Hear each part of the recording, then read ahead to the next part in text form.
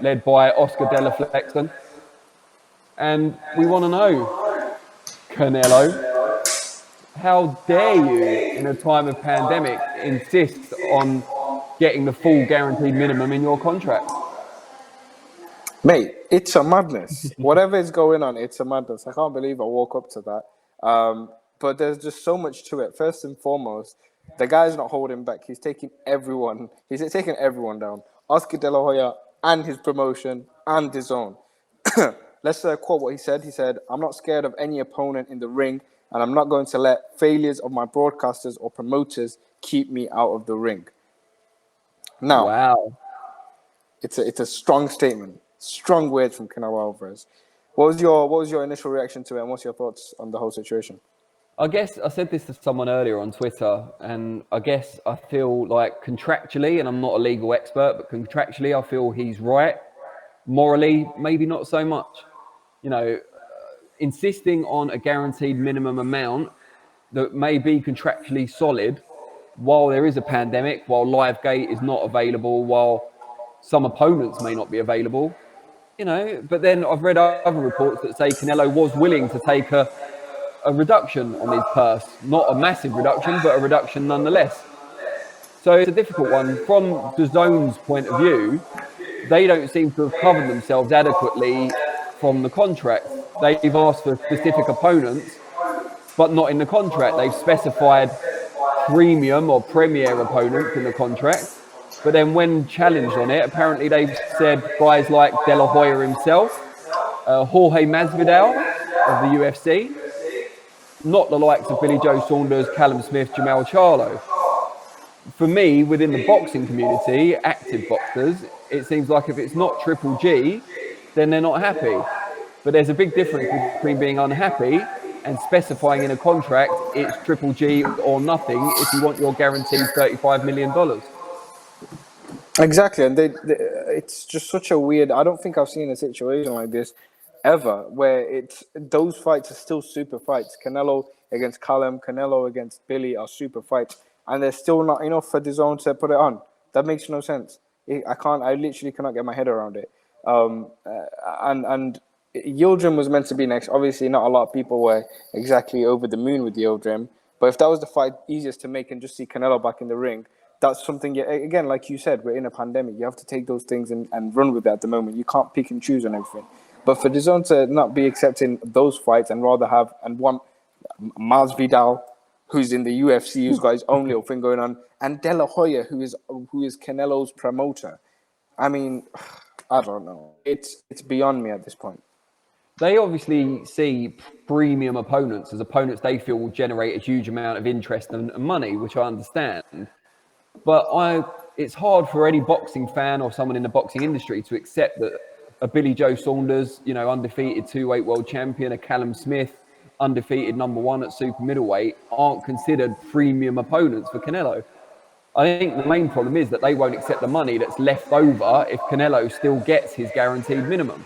Because looking at the paperwork, it seems that Golden Boy get $40 million. $35 million for Canelo's minimum, plus $5 million for the opponent.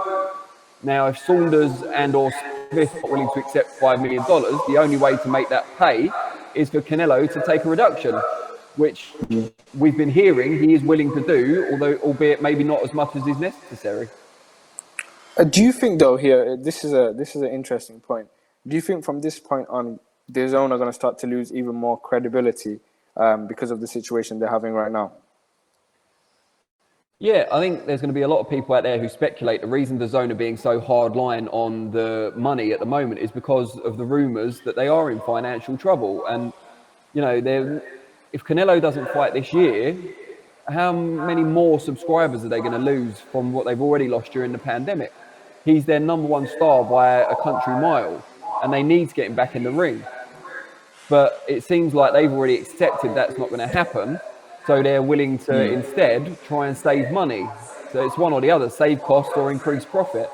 But yeah, it doesn't reflect well on anyone involved, I don't think. I've never thought of it like this when we talk about DAZN, but it could be the beginning of a massive downfall if they don't start to, you know, take these opportunities because, like you said, Canelo is their biggest star alongside with Anthony Joshua.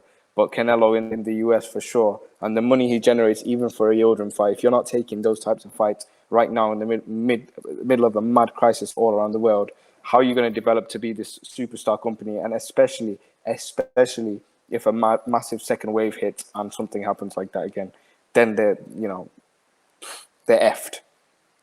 They are effed indeed. Yeah, it's a difficult one. You know, you look at De La Hoya, he's guided Canelo from the start. He's endorsed him as his popular successor in the Latino community. And it's a shame to see them at odds. But there does seem to be a bit of a thing building now. Golden Boy not putting on a lot of shows. They haven't been as quick out the gate as some of their competitors. There's been issues with De La Hoya and Ryan Garcia as well, who's in the Canelo camp, of course. So it doesn't look too good for Golden Boy at the moment. And Canelo's the jewel in No. their crown. There's no doubt. He's the one that's keeping them relevant and competitive in the current marketplace. But how much can they afford to bend over, for lack of a better phrase, and give him what he wants?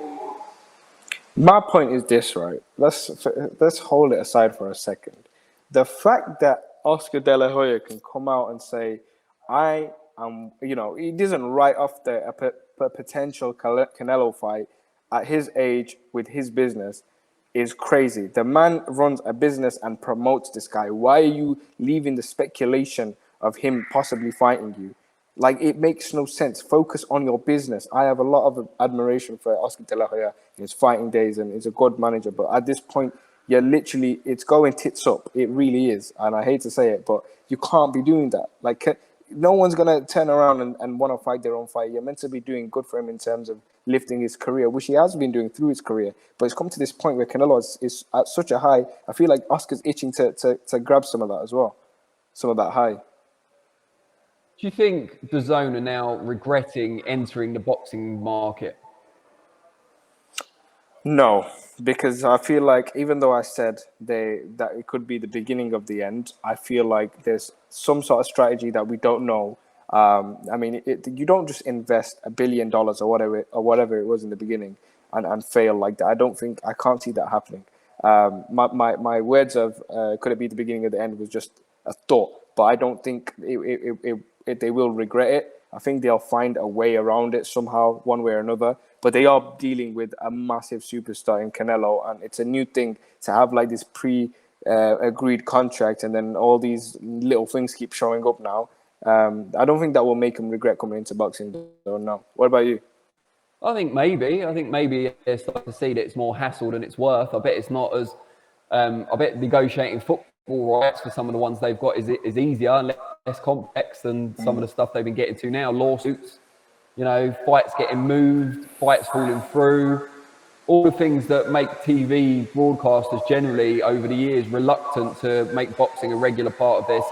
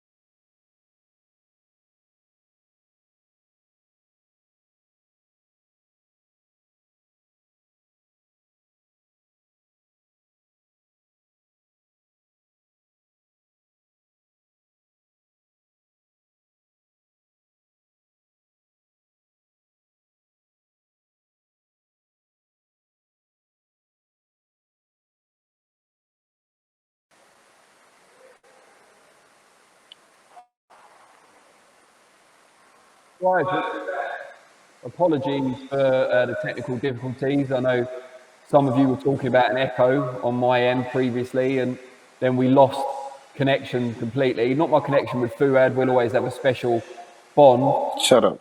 Shut up.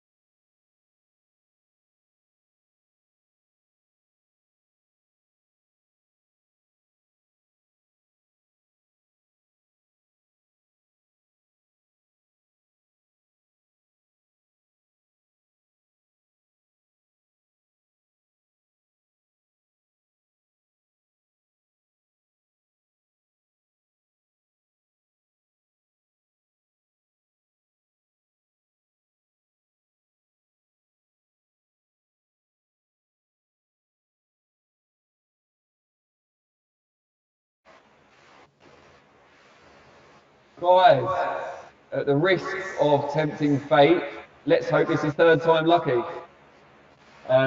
Just before we lost our connection, we were talking about the Canelo Golden Boy DAZN saga, and we were just about to explain why Fuad and I are in the same building right now. And we're actually in the town hall and apartment in lovely Beaconsfield, East London. And we were just watching the Anthony Yard versus Dex Spellman press conference, which kicked off probably about an hour and a half ago now. We got all our one-on-one interviews afterwards. Fuad, what did you make of it? What did you make of the barbs exchanged up there? It seemed pretty gentlemanly, to be fair. You're gonna have to say that again. I couldn't hear you. Okay. We were talking about the Yard Spellman press conference and saying, what did you make of the dynamic? Because they seem quite gentlemanly up there. Yeah. There's a lot of mutual respect between the two, as there should be. I think they both know what kind of fight they're getting into. Obviously, as confident as Yard is, like stylistically, it's a tough fight because Deck comes to fight. If you watch boxing, if you follow Deck, you know he comes to fight. He puts his heart on the line. His last loss against Arthur, and he lost against Shakan Pitters as well. He didn't look bad in those fights. He looked good. So I feel like stylistically this is a bit different. Yard says he wants to, finish the fight in fashion, and that, who knows? We see in boxing have so many ups and downs. Who knows? It could be a dramatic fight on Saturday. So I think Yard knows that and accepts that and respects that. But other than that, he made me absolutely poop my pants. Okay, he did when he started screaming, lying in the camps out of nowhere. Didn't expect it. Yeah, but it was on the microphone, so it was super loud. Like it was out of the blue. It nearly gave him a heart attack. Yeah, I wouldn't be surprised. So yeah, that was pretty scary. It's like the new bomb squad around here, isn't it? So, but yeah, other than that, I'm actually really looking forward to the fight. Dex got a quick turnaround fight, so it should be interesting. He's got another chance to ruin the Yard versus Arthur fight. So yeah, I'm looking forward to it. Without wishing to take away too much shine from the main event, it seems the fight that a lot of people are looking forward to is Mark Heffron against Denzel Bentley at middleweight. Two explosive, powerful, come-forward fighters clashing. And it's a kind of a grudge match, although we did a sit-down with them. They seem pretty friendly with each other. But it's a fight that's been talked about for over a year now, and I think they're both really keen to get it on. Say that part again. I couldn't hear the second bit. Mark Heffron against Denzel Bentley, a fight that's been talked about for over a year now, and they both seem very keen to get it on. And a fight a lot of fans are looking forward to, two explosive, come-forward fighters. Exactly. I spoke to both of them, and they seem really excited, man. That's another fight. You know what? But all fights on this card, I don't know which one's going to be the filler fight, obviously, because Gorman's not fighting on the card anymore. But that one, exactly, you're right. People have been waiting for it. But I'm also looking forward to the Paynard versus Asuman fight. I think that's going to be quality. But the Heffron Bentley fight, like they said when they were up on stage, it's literally, it's going to be blow for blow, I think. They're both explosive punchers. Heffron's got that sort of experience ahead of him with 26 fights. So it's going to kind of show on scale where Denzel Bentley is. But that's another fight that could, go either way. Talk to me about that fight a little bit more, actually. In terms of, how much do you think experience comes into play? Because obviously he has more fights than him, but it's not like he's fought world beaters time and time again. No, I was discussing this with someone last night, and they both fought a kind of similar level of opposition, but Heffron's just fought a lot more of them because he's had more fights. But Heffron does have that GB amateur experience that Bentley lacks, and if it comes down to a boxing match rather than a shootout, then that could prove pivotal. But I don't know, Heffron's career has kind of meandered a little bit, and Bentley seems to be the man on the rise. And I think that timing, as Tunde Ajayi would certainly agree, everything is timing, and I think that could prove crucial when it comes to the fight on Saturday. Yeah, and also, like, I know it's not a mad difference in activity, but Heffron was last out in February. Denzel's already experienced the no crowd situation and everything. So I think in that terms, he's got a little bit of activity on his side as well on that. But I want to also give the other fight on the card a bit more limelight. Asuman against Paynard. Asuman's got a real chance to really leave a statement for the rest of the division, and definitely Conor Benn, should he come through with a victory on Saturday. Yeah, I mean, it's a good fight. I think the main attraction, let's be honest, is the measuring stick quality between Essuman and Ben based on how he gets on against Payno. Payno's a good fighter, durable, knows what he's doing in there. But Essuman, again, another former GB amateur, great conditioning, good technical boxer, should really get the job done. And he'll be hoping that he grinds him down and stops him in the later rounds, something Ben wasn't able to do over 2 fights. The first one, he was lucky to not lose, a lot of people would say. So, interesting fight, pushes forward the case for Essuman against Ben, ultimately. But yeah, I think it'll be entertaining, and I don't think it's a fight that's going to be over in the first half. So that makes it fun for everyone. And I was actually shocked to find out that Essuman's 31 years of age. He doesn't look it. In his fights, I've watched a few highlights of him here and there. Doesn't really take many punches as well. Got a good style for that. But he's going to be like definitely wanting to make something, like I've already mentioned, because it's almost like now he's going to take those big fights one after another, and he's signed with Frank. So the Conor Benn fight's a bit of a reachy one, but I feel like there's other big fights in that division for him to take straight after this. He's going to be involved in some big fights should he come through on Saturday. Just before we move on to another topic, I just want to quickly recap on what we discussed earlier for anyone that missed it. We were talking about the dispute between Canelo, Golden Boy, and DAZN, and apparently, well, not apparently, we've seen the documents this morning. I think most boxing fans have. Canelo and his team taking Golden Boy, his promoter of record, and DAZN to court because they are not willing, it seems, to offer his guaranteed minimum contracted purse for fights that they don't deem to be premier or premium fights, although their idea of premier premium seems to differ somewhat from that of Canelo, Golden Boy, and a lot of boxing fans. And Fuad was of everyone in the boxing world, not just certain people, of everyone in the boxing world. Who would you say in this kind of 3-way stalemate as it stands, who would you say has got the most to lose? Between Canelo, 3 parties involved, yeah.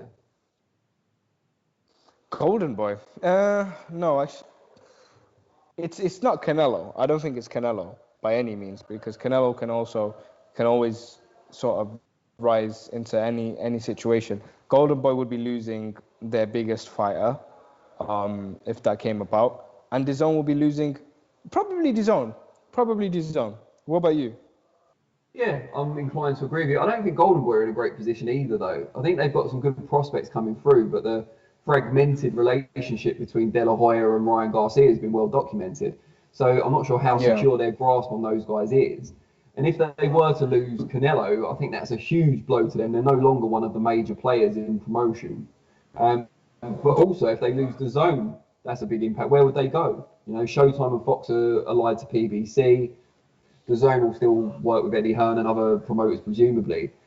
HBO, no interest in boxing at the moment. So it's very precarious for Golden Boy. And, you know, Canelo seems to be the one holding all the power. DAZN, there's rumours of financial issues, so they don't want to lose him or lose money, which is kind of why the dilemma's arisen. But out of all of them, I think Canelo's the one who can kind of sit pretty and wait and see how it all pans out. Yeah, and if Canelo, as he is taking him to court and everything that he's doing, becomes sort of the victim of this whole situation, any other superstar that, you know, gets an opportunity from DAZN might not take it, because they might be like, all right, well, I've seen what's happened here before. Do I really want to get myself into that? And then DAZN find themselves in this sticky situation where people don't want to sign with them because of their history. And ultimately, it's all about money. Now, there's rumours that Oscar De La Hoya is struggling because that's why he's talking about a comeback, because there's no one else that... I mean, DAZN said in their limited list of people they considered premium opponents for Canelo, Oscar himself was on there, as was Jorge Masvidal from the UFC, but that's another bizarre story. But the point is, Golden Boy obviously need that draw. And then you look at DAZN, there's been rumours of financial instability within their company as well. They're struggling to put big fights on. They're struggling to get Canelo, their star attraction, out this year. The only one out of the 3 parties not apparently struggling for cash is Canelo. Because whatever happens with him, he's always going to make money. And that gives you power. That gives you power in negotiations. Yeah, 100%. Like I said, Canelo can make himself a victim in this situation, and he is a powerhouse of an athlete, and when you have that type of power, you can run with it. And I think he's doing exactly the right thing, though, to be honest, in this situation where it's like we discussed. If you guys want to go back and watch it, it's such a strange situation for this to happen in the boxing world, where it's not just 1v1, it's 1v2. They're like literally getting everyone involved. And just before we let you guys go out there, it seems that a fight now between Terence Crawford and Kell Brook for the WBO welterweight title is moving ever closer to being signed and sealed for later this year. Fuad, before we get your take on that, I don't know if you want to tell us what Kell Brook might have to say about it. Bobby, listen. No, I'm not going to do it. Look, we spoke about it a few episodes ago, and I think would I like to see Kell have a few more fights before that type of fight? 101%, because Terence Crawford is pound for pound, arguably to a lot of people's list, the best. And we saw the type of skill set he has. But don't get me wrong, if Kell Brook shows up and finds this incredible something inside of him, he could beat Crawford. Listen, he had no chance against Golovkin, right? According to a lot of people. Although he was active around the time, right, and he hadn't weren't they? Yeah, and he hadn't taken like a defeat at that point, so he had a lot more motivation going into that. But I'm still looking forward to it, and I'm just kind of happy for Kell, because it's been so long since he's got a big fight. Not just because of the big fight and the opportunity to win the title, but so he can secure a bit more money, and that's what boxing's ultimately all about, really. I guess my main concern for Brook going into the fight is not that it will be overmatched from a skill perspective or that he can't hold his own, but more that with the limited time available till when they're talking about the fight happening, has he been keeping in shape during the lockdown?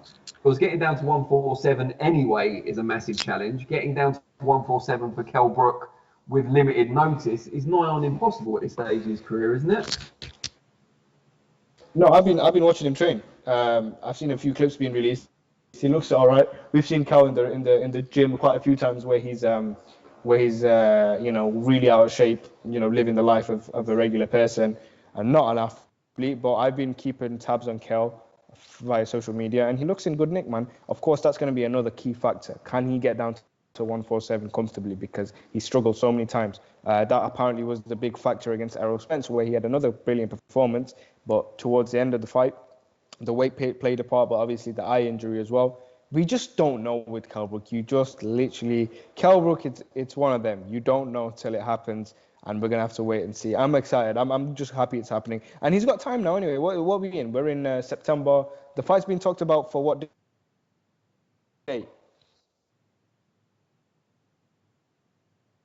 I think I read November, but I can't remember the exact date. I'm here. I thought it was December, but even if it's end of November, that's cool, because he still gets a lot of time to get down to that weight. And like I said, he's already in good nick. But yeah, other than that, all the best to Kell Brook. I really hope we get an exciting, thrilling fight, and hopefully there can be a few fans in the arena so they can pump him up like the Golovkin fight.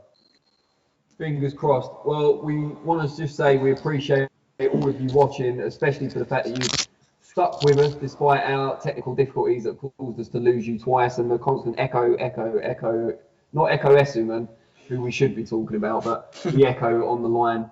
Well, next time we do this, next week, Tuesday, we'll be back in the comfort of our own homes, back on the reliable broadband. Not going to name the providers, but I'm sure we won't have similar problems next week. Much better quality next week. Much better quality coming. There you go. Fuad's guaranteed it now, so you can send your hate mail to him if it does go wrong. Really appreciate your time, and we look forward to seeing you all again next week. And yeah, comment, give us an up or down vote depending on what you thought of the show, and we'll see you all soon.